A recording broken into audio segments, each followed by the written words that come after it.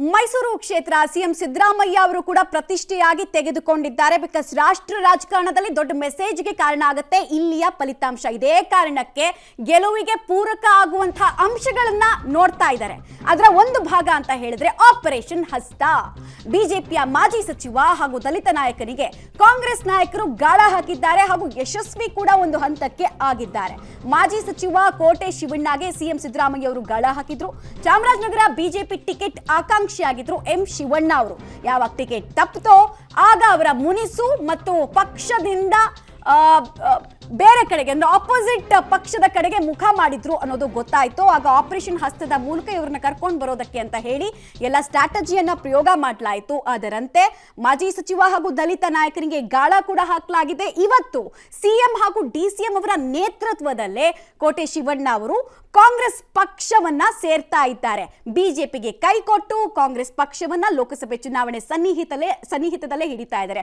Obviously ಇನ್ನು ಒಂದು ತಿಂಗಳಲ್ಲೇ ವಿದ್ಯಾ ಯಾವುದೇ ಬಂಡಾಯ ಇರ್ಲಿ ಅಥವಾ ಯಾವುದೇ ಅಸಮಾಧಾನ ಇರ್ಲಿ ಡಿಸಿಷನ್ ತಗೊಳ್ಬೇಕಾಗಿರೋದು ಇದೇ ಒಂದು ತಿಂಗಳಲ್ಲಿ. ಆಮೇಲೆ ಯಾರು ಮಾತಾಡ್ಸಕ್ ಬರಲ್ಲ. ಆಮೇಲೆ ನಿಮ್ಗೆ ಇವಾಗಿರುವಂತಹ ಡಿಮ್ಯಾಂಡ್ ಇದೆಯಲ್ಲ ಅದು ಮುಂದೆ ಇರುತ್ತೆ ಅಂತಾನು ಹೇಳಕ್ ಬರಲ್ಲ. ಯಾವ ಗ್ಯಾರಂಟಿನೂ ಇಲ್ಲ. ಸೊ ಪಕ್ಷದಿಂದ ಪಕ್ಷಕ್ಕೆ ಜಿಗಿಯೋ ಕೆಲಸವನ್ನ ಬಿಜೆಪಿ ಹಾಗೂ ಜೆಡಿಎಸ್ ನಾಯಕರಿಂದ ಹೆಚ್ಚಾಗಿ ಮಾಡಿಸಬೇಕು ಅನ್ನುವಂತಹ ಸ್ಟ್ರಾಟಜಿ ಏನಿತ್ತು ಅದು ವರ್ಕೌಟ್ ಆದಂಗೆ ಕಾಣಿಸ್ತಾ ಇದೆ.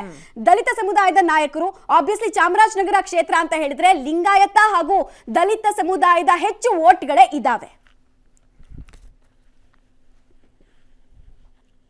ಡೀಟೇಲ್ಸ್ ಕೊಡ್ತಾರೆ. ನೇರ ಸಂಪರ್ಕದಲ್ಲಿ ಜಾಯಿನ್ ಆಗ್ತಿದ್ದಾರೆ ಕೆಪಿ ನಾಗರಾಜ್. ಒಂದ್ ಕಡೆಗೆ ವಿಜಯೇಂದ್ರ ಅವರ ಎಂಟ್ರಿ, ಇನ್ನೊಂದು ಕಡೆಗೆ ಬಿಜೆಪಿ ಹಾಗೂ ಜೆಡಿಎಸ್ ನಾಯಕರಿಗೆ ಗಾಳ ಹಾಕೋ ಕೆಲಸವನ್ನ ಕಾಂಗ್ರೆಸ್ ಮುಂದುವರಿಸ್ತಾ ಇದೆ. ಸೊ ಏನೆಲ್ಲ ಅಡ್ವಾಂಟೇಜ್ ಡಿಸ್ಅಡ್ವಾಂಟೇಜ್ ಎರಡೂ ಪಕ್ಷಕ್ಕೂ ಸದ್ಯದ ಮಟ್ಟಿಗೆ ಮೈಸೂರಿನಲ್ಲಿ ಕಾಣಿಸ್ತಾ ಇದೆ? ವಿದ್ಯಾ ಕ್ಷೇತ್ರ ವೈಸು ಅಂದರೆ ವಿಧಾನಸಭಾ ಕ್ಷೇತ್ರ ವೈಸು ಕಾಂಗ್ರೆಸ್ಗೆ ಎಲ್ಲೆಲ್ಲಿ ಲಾಭ ಆಗಬೇಕು ಮತ್ತು ಯಾರಿಂದ ಲಾಭ ಆಗುತ್ತೆ ಅನ್ನುವಂತಹ ಉದ್ದೇಶದಿಂದ ಸಿದ್ದರಾಮಯ್ಯನವರು ಲೋಕಲ್ ಆದಂಥ ಕ್ಯಾಂಡಿಡೇಟ್ಗಳನ್ನು ಈ ರೀತಿಯಾಗಿ ಆಪರೇಷನನ್ನು ಮಾಡುವಂತಹ ಕೆಲಸವನ್ನು ಕಳೆದ 2-3 ದಿನಗಳಿಂದಲೂ ಕೂಡ ನಿರಂತರವಾಗಿ ಮಾಡ್ತಾ ಇರುವಂಥದ್ದು. ಪ್ರಮುಖವಾಗಿ ನಿನ್ನೆ ಸಂಜೆ ಮೈಸೂರಿಗೆ ಆಗಮಿಸಿದಂಥ BA ವಿಜಯೇಂದ್ರ ಆ ವಿಚಾರದಲ್ಲಿ ಒಂದನ್ನಂತೂ ತಪ್ಪಿಸಿದ್ದಾರೆ. ಅಂದರೆ ಪ್ರಮುಖವಾಗಿ ವರ್ಣ ಕ್ಷೇತ್ರ ಭಾಗದ ಲಿಂಗಾಯತ ಸಮುದಾಯದ ಮುಖಂಡ ಸದಾನಂದ ಅವರನ್ನು ಕಾಂಗ್ರೆಸ್ನ ಸೇರ್ಪಡೆ ಇನ್ನೇನು ಅಂತಿಮವಾಗಿತ್ತು. ಇವತ್ತು 11 ಗಂಟೆಗೆ ಕಾಂಗ್ರೆಸ್ ಸೇರ್ಪಡೆ ಆಗಬೇಕಾಗಿತ್ತು.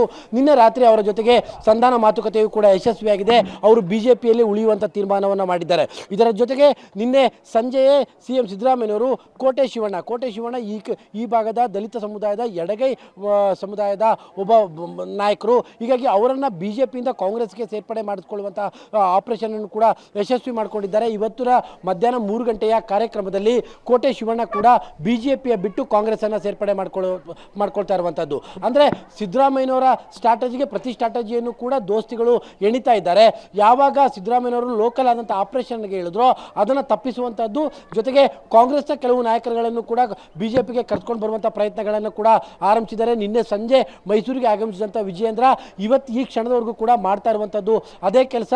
ಅವರಿಗೆ ಒಂದು ಚೆಕ್ಮೇಟ್ ಮಾಡುವಂಥದ್ದು, ಜೊತೆಗೆ ಬೇರೆ ಮುಖಂಡರುಗಳನ್ನು ಕೂಡ ಬಿಜೆಪಿಗೆ ಕರ್ಕೊಂಡು ಬರುವಂತಹ ತಂತ್ರಗಾರಿಕೆಯನ್ನು ಕೂಡ ಮಾಡ್ತಾ ಇದ್ದಾರೆ. ವಿದ್ಯಾ, ಸಾರಿ ಮಮತಾ, ಸ್ಟೇ ವಿತ್ ಮೀ. ನಾನು ನಿಮ್ಮನ್ನ ಮತ್ತೆ ಸಂಪರ್ಕ ತಗೊಳ್ತೀನಿ.